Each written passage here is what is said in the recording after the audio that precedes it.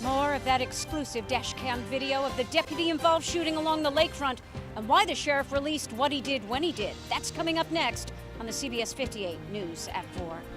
It's Michelle McCormack. Michelle?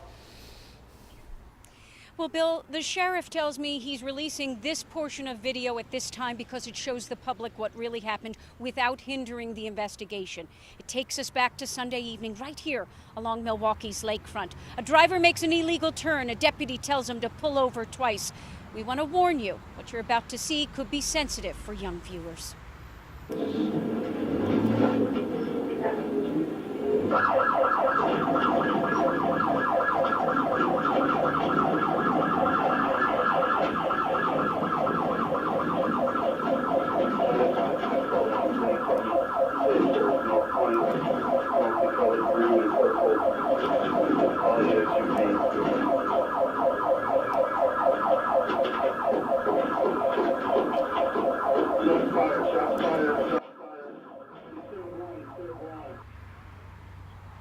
Now, while releasing the video, Sheriff Clark said he couldn't really take any questions because he thought that would impede the investigative work that's currently underway. But before he left the room, I had to ask him, how about that earlier radio announcement he made that he's leaving to take a job with Homeland Security in Washington, D.C.? He turns the microphone off in the middle of our exchange, but you can still gather enough from his reaction. So since you can't talk about the investigation, can you talk about moving to Washington? Yeah, you don't want to leave with this happening, right? You don't want to leave with this still going on, do you? Can't talk about it. Would it be prudent? And there you have it. Our media availability was over with Sheriff David Clark, who is now forwarding the video that you just saw here first now to the Waukesha County Sheriff's Department, which is in charge of the investigation into what happened here on Sunday. Live along the lakefront, Michelle McCormack, CBS 58 News. Yesterday on the News at 4, we let the video run without narration so viewers can make their own judgments. Today at noon, Sheriff Clark's narration unedited. See the lights activated? Here's where the commands are going to be given through the PA. Let that car out first. He said, let this car out first. Pull to the right. Very clear, pull to the right. Now it's on.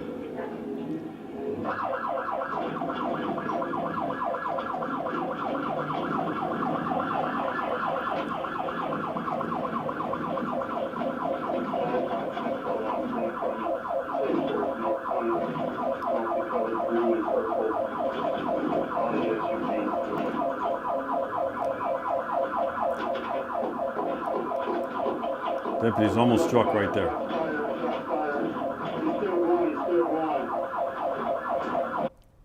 19-year-old Terry Williams would later die. His girlfriend was wounded but survived. Attorneys representing the family have just sent me this email, so please forgive me as I share this information with you. It says the Milwaukee County Sheriff's Department has released dashcam video and appears to be engaging in a smear campaign against Mr. Williams.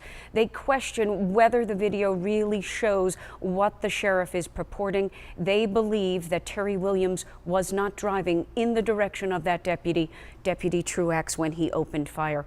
I'll be posting more on our website at cbs58.com.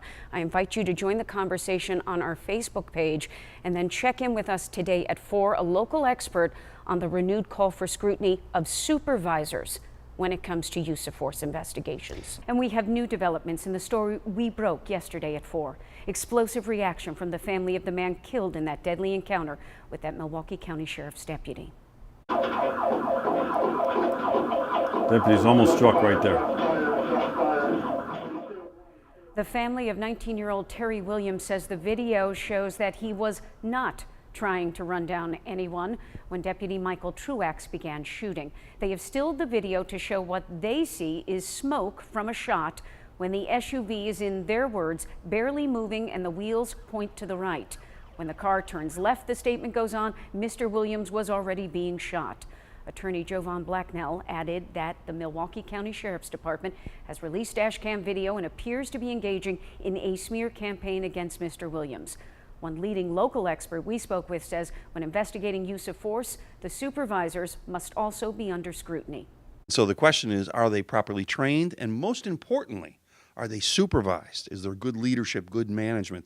That is the key, I think, much more so than even the training. Training is very important. I would never want to minimize that. But I think going forward, we have to see better accountability among supervisors, not the police on the street per se, but the people who lead and manage those organizations. Dr. Stojkovic is dean at the Helen Bader School of Social Welfare at UW-Milwaukee and says constructive community input should also play a role in shaping policing policies.